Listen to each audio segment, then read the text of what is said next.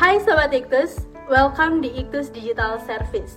Pada minggu ini Iktus Digital Service masih dalam topik yang sama, yaitu mengenai friendship. Nah, bagi kalian yang belum tahu apa itu friendship dan pembahasan apa aja yang udah pernah dibahas, bisa langsung aja cek di video kita yang sebelumnya. Nah, sebelum masuk ke main digital service-nya, aku pengen ingetin ke kalian semua kalau Iktus Community udah memiliki konten-konten lainnya. Yang pertama itu ada Iktus Daily Devotion atau bisa disingkat IDD. IDD ini adalah renungan harian dengan topik yang berbeda per bulannya, dan renungan ini ditulis oleh mahasiswa-mahasiswi S1 Teologi STT Ekumenik. Nah, bagi kalian yang mau download renungan ini bisa langsung aja klik link yang ada di description box di bawah. Nah, yang kedua ada Iktus Webinar. Iktus Webinar ini diadakan per bulannya dengan topik yang berbeda dan pasti relate dengan anak muda. Dan pembicara yang diundang pun pakar dalam bidangnya. Nah, bagi kalian yang nggak mau ketinggalan info, bisa langsung aja cek Instagram kami di @iktus.community. Nah, back to digital service. Kali ini, di minggu ini kita akan membahas mengenai Filonatif yang akan dilayani oleh teman kita, Frances. So, tanpa berlama-lama lagi, selamat hari Minggu semuanya, selamat beribadah, dan Tuhan Yesus memberkati.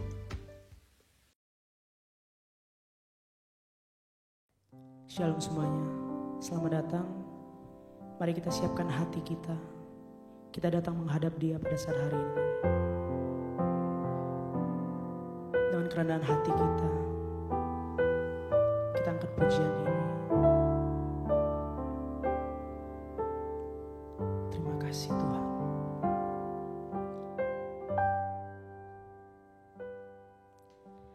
Tuhan, aku percaya di balik kuratan kenyataan hidup ini melintasi padang bimbang dan keraguan, telah melemparkanku ke dunia yang nampak asing.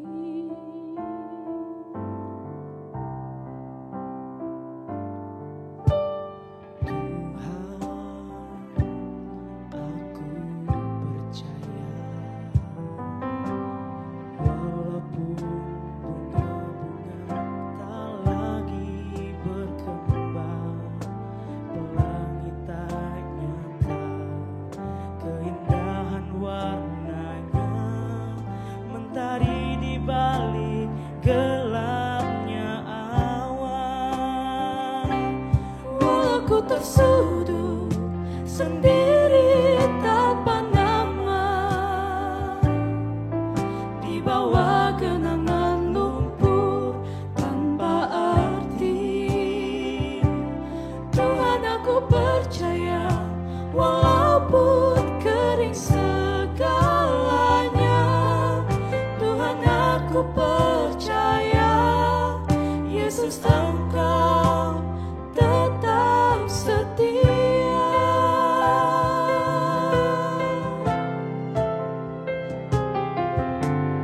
Tuhan, aku percaya walaupun bunga-bunga tak lagi berkembang, pelangi tak nyata keindahan warnanya mentari di balik gelapnya awan. Walau ku tersuduk sendiri tanpa nama, di bawah genangan lumpur tanpa arti. Tuhan, aku percaya walaupun kering segalanya.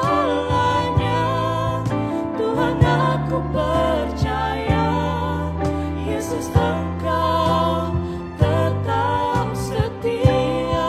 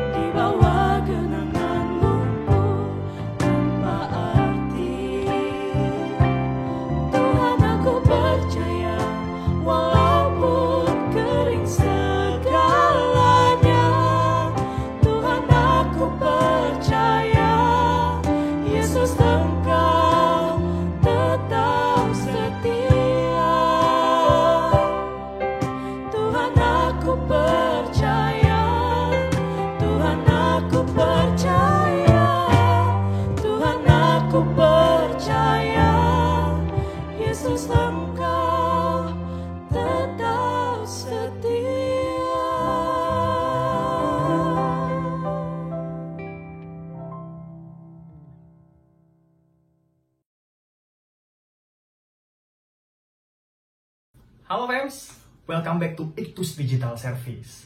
Nah, pada kesempatan ini kita sama-sama bakal membahas sebuah topik yang menarik yang kami beri judul Filonatif. Mungkin teman-teman sekarang bakal mengernyitkan dahi, ya. Teman-teman akan bertanya, apa itu arti filonatif? Teman-teman, jadi filonatif itu berasal dari bahasa Latin. Dan jika diterjemahkan dalam bahasa Indonesia, berarti mengasihi alam atau mencintai alam. Kira-kira itu arti dari filonatif. Namun sebelum kita masuk lebih dalam lagi ke materi, ada lebih baiknya kalau kita berdoa dulu. Mari kita dalam doa. Bapa kami yang penuh cinta kasih, kami bersyukur, kami berterima kasih buat kebaikan-Mu dalam kehidupan setiap kami. Pada kesempatan ini kami sama-sama mau belajar mengenai firman-Mu.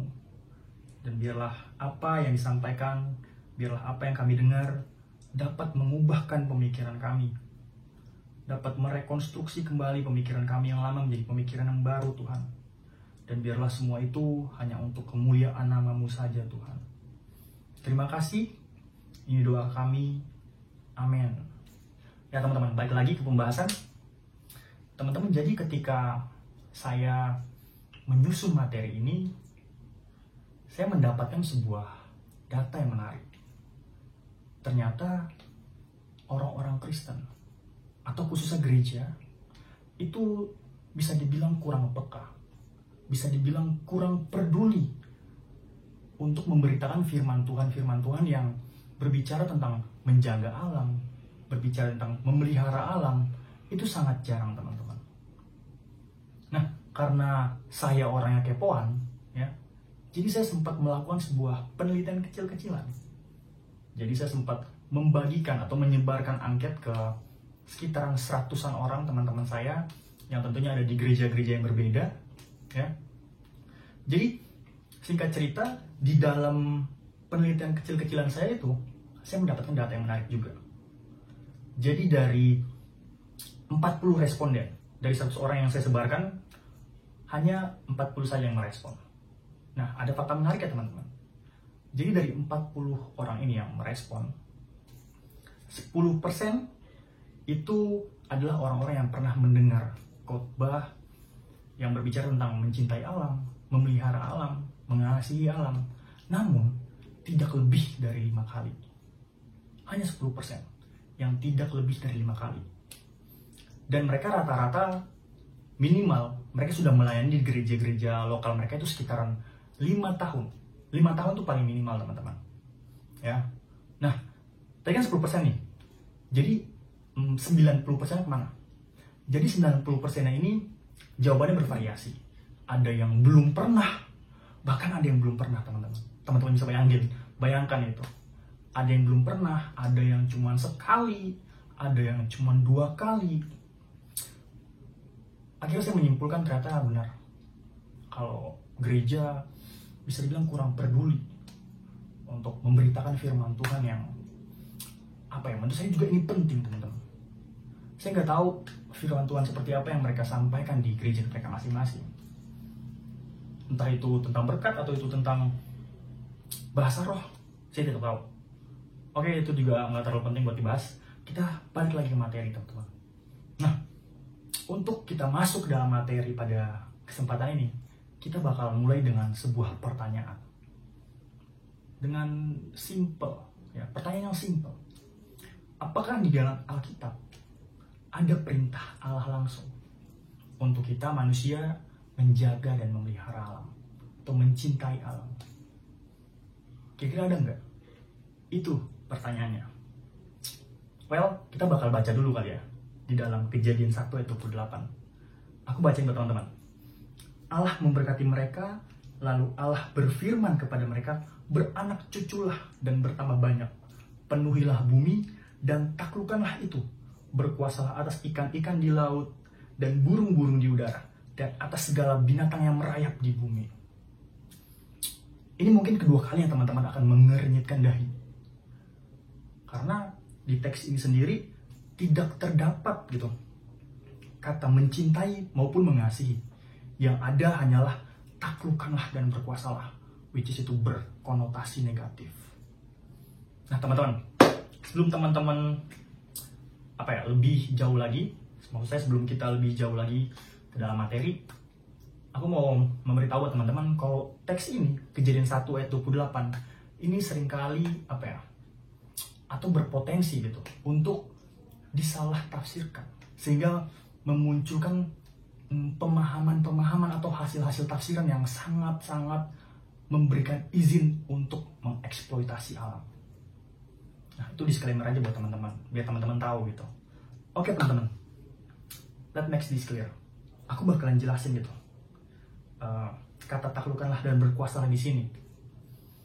Karena aku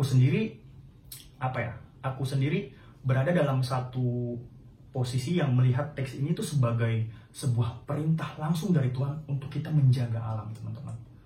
Nah, aku bakal bagiin buat teman-teman kenapa sih aku bisa sampai ada di posisi itu, padahal dengan jelas teks di sini berbicara kalau ya taklukkanlah dan berkuasalah, bukan mencintai dan mengasihi gitu. Baiklah teman-teman, ketika aku menyusun materi ini, aku juga sempat membaca beberapa tafsiran, membaca artikel-artikel jurnal, dan dari ahli-ahli yang aku baca, mereka sepakat teman-teman, ternyata kalau kita membaca teks ini tuh harus dalam konteks berkat. Kata taklukkanlah dalam bahasa Ibrani itu kabash, ya. Sementara berkuasalah itu rada, yang memang berkonotasi negatif. Namun menurut para ahli ini, jika kita membacanya dalam konteks berkat, itu berarti sebuah perintah langsung, perintah untuk menggembalakan, perintah untuk mengurus, perintah untuk mengelola, atau dengan kata lain, perintah untuk mengasihi alam itu sendiri, teman-teman. Ya, dan semoga ini sudah sedikit menjawab gitu pertanyaan kita yang pertama ini. Mungkin teman-teman kurang percaya. Aku masih kurang percaya kak. Coba berikan teks yang lebih jelas lagi gitu. Oke, jadi aku bakal bacain buat teman-teman. Di dalam Kejadian 2 ayat 15 berbunyi seperti ini. Tuhan Allah mengambil manusia itu dan menempatkannya dalam Taman Eden untuk mengusahakan dan memelihara taman itu. Oke, jadi clear ya. Ternyata memang di dalam Alkitab itu ada perintah Allah langsung kepada setiap kita nih ya. Setiap kita umat manusia untuk apa? Untuk menjaga, untuk memelihara, dan untuk mengasihi alam itu sendiri. Dan tentunya ini menjadi sebuah berita yang sangat penting buat kita semua gitu. Ternyata itu memang sebuah tanggung jawab yang Allah berikan kepada kita untuk menjaga bumi ini. Dan teman-teman, ada juga sebuah penelitian menarik dari seorang J. Cohen. Jadi dia meneliti setiap tulisan-tulisan Midrash, Talmud ya, kitab-kitab orang Yahudi. Jadi di dalam tulisan-tulisan mereka tidak pernah sekalipun memahami atau membaca teks ini, Kejadian 1 ayat 28, sebagai teks yang berbicara ya untuk menghancurkan atau merusak alam. Atau teks ini tuh tidak pernah sekalipun dipahami oleh orang Ibrani atau orang Yahudi untuk merusak alam. Gak ada teman-teman. Orang-orang Yahudi pun tidak pernah memahami teks ini seperti itu. Gak pernah. Bahkan sebaliknya. Justru sebaliknya maksud saya. Untuk memelihara dan mengelola alam ini. Karena kenapa? Karena orang-orang Yahudi ya memiliki sebuah pemahaman kalau bumi itu adalah rumah mereka atau rumah kita. Bumi itu adalah rumah kita teman-teman. This is our home. Ini rumah kita. Jadi kalau yang nggak masuk akal aja gitu kalau kita ngerusak rumah kita sendiri ya kan, mungkin itu orang gila kali yang mau ngerusakin rumahnya sendiri kan. Nah, jadi pertanyaan pertama udah kejawab teman-teman. Sekarang kita berlanjut ke pertanyaan kedua. Ya, kita udah lebih dalam lagi. Pertanyaan kedua, kenapa sih orang-orang Kristen itu memiliki pemahaman, ya pemahaman yang untuk merusak atau cenderung suka gitu untuk merusak alam, suka untuk mengeksploitasi alam? Itu pertanyaan kedua. Dan aku bakal jawab, ternyata simple banget teman-teman. Kekeliruan dalam memahami atau sebuah kesalahan pemahaman. Ya. Balik lagi di awal yang aku bilang kalau ternyata teks Kejadian 1 ayat 28 ini seringkali disalah tafsirkan, berpotensi disalah tafsirkan, sehingga tafsiran-tafsiran yang muncul adalah tafsiran-tafsiran yang sangat-sangat antroposentris. Apa itu antroposentris? Jadi sebuah paham atau sebuah pemahaman yang melihat manusia adalah ciptaan yang paling superior, manusia adalah ciptaan yang paling tinggi, gitu. Manusia adalah mahkota ciptaan. Jadi dengan pemahaman seperti ini, manusia ya, dengan sebuah kesadaran penuh, gitu, merusak alam, merusak lingkungan, ya. Dan kesalahan pemahaman ini bukan hanya satu, tapi ada dua menurut saya. Yang pertama tadi antroposentris, yang kedua instrumentalis. Jadi manusia memandang alam itu sebagai sebuah kebutuhan aja gitu, sebagai alat untuk memenuhi kebutuhan mereka. Tapi kalian tahu sendiri, kalau manusia itu tidak pernah puas. Nah, karena sebuah pemahaman yang tidak pernah puas ini, sehingga muncullah tindakan-tindakan yang berlebihan, tindakan-tindakan yang eksploitatif, sehingga yang rugi tentu alam yang menjadi korban. Alam rusak di mana-mana, satwa-satwa liar menjadi punah, gitu. Nah, aku mau ingetin sama teman-teman, jika tindakan seperti ini atau pemahaman seperti ini terus dilestarikan, ya, kita selalu sering merusak alam, mengeksploitasi alam. Percaya nggak percaya teman-teman, ini akan menjadi sebuah bom waktu yang lama kelamaan, ya, akan meledak, akan hancur.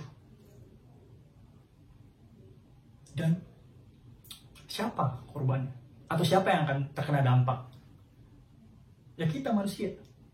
Kalau misalkan dunia hancur, bumi hancur, yang terkena dampak siapa? Kita manusia. Untuk itu, mari sama-sama kita menjaga alam. Mari sama-sama kita mencintai alam, teman-teman.